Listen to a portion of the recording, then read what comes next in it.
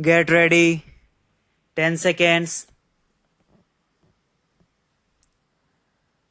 5 seconds. Start. Madam, I rise to commend to the House for consideration the Banking Public Financial Institutions and Negotiable Instruments Law Amendment Bill 1988. The various banking laws were last amended in 1985. Since then, in the administration of these laws, a need for some further amendments has been experienced. This bill that is before the House seeks to meet only these limited felt needs. We are aware that there has occurred a sea change in the banking scenes since the day our late Prime Minister Srimati Indira Gandhi took the momentous decision to bring commercial banking in the fold of the public sector. There is a need to take stock of these developments, assess our prospective requirements, and redraw our strategies for future growth. A comprehensive bill on banking may become necessary to achieve our objectives. However, such a bill, if considered necessary, would be taken up later. The present bill does not seek to achieve any major changes in the bank's operations. The statement of objects and reasons appended to the bill sets out the rationale for various provisions of the bill. I would therefore dwell only very briefly on some of the more important provisions.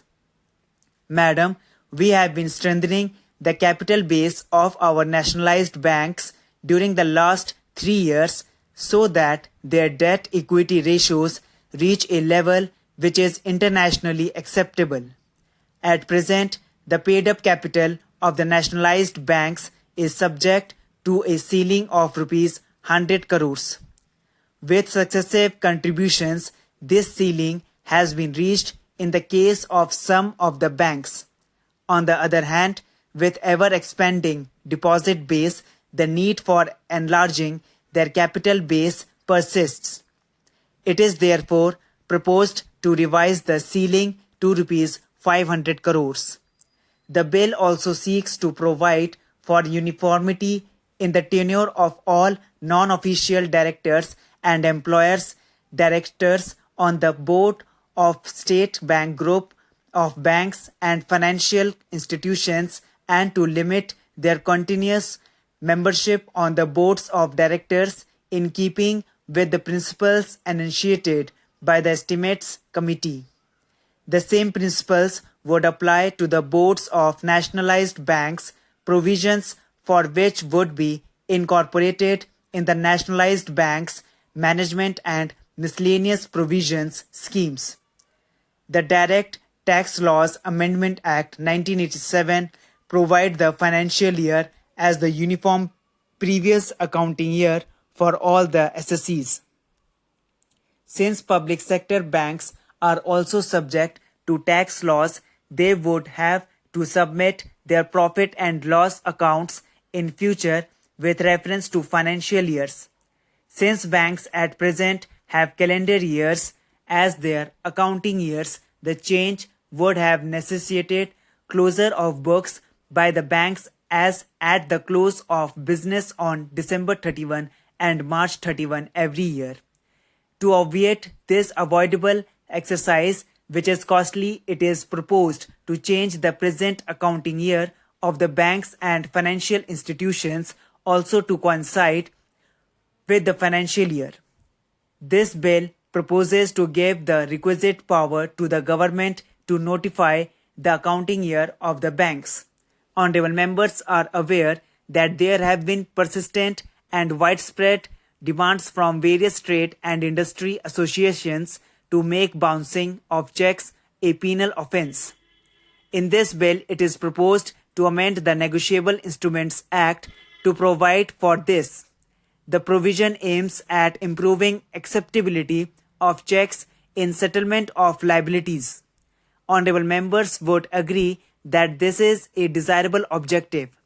The provision seeks to make bouncing of checks for want of sufficient funds a penal offence. It does not deliberately go into the question of intentions of the drawers, as no prosecutions are permitted without the drawer getting a notice of dishonor and 15 days time to make good the amount of the check. Thus, it is presumed retrospectively once the drawer does not pay even after getting notice and time for payment. Such laws exist in almost all the major countries of the world.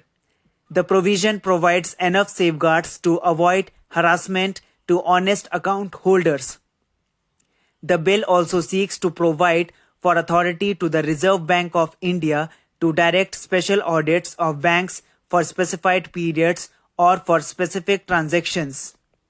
This enhances the investigative authority of the central bank of the country. It is also proposed to provide for making of the regulations by the board of directors of certain banks and financial institutions by notification in the official gazette as recommended by the Committee on Subordinate Legislation. There are various other amendments which are proposed to obviate certain practical difficulties encountered in operating the present provisions of the various laws and are mainly of routine nature. I am aware that expectations from our banks have been increasing and there have been a general feeling that the banks have not been able to keep pace with popular demands. During the recent past, concerted efforts have been devoted to bring about an all-round improvement in the operations of the banks. Improvement in customer service has received specific attention.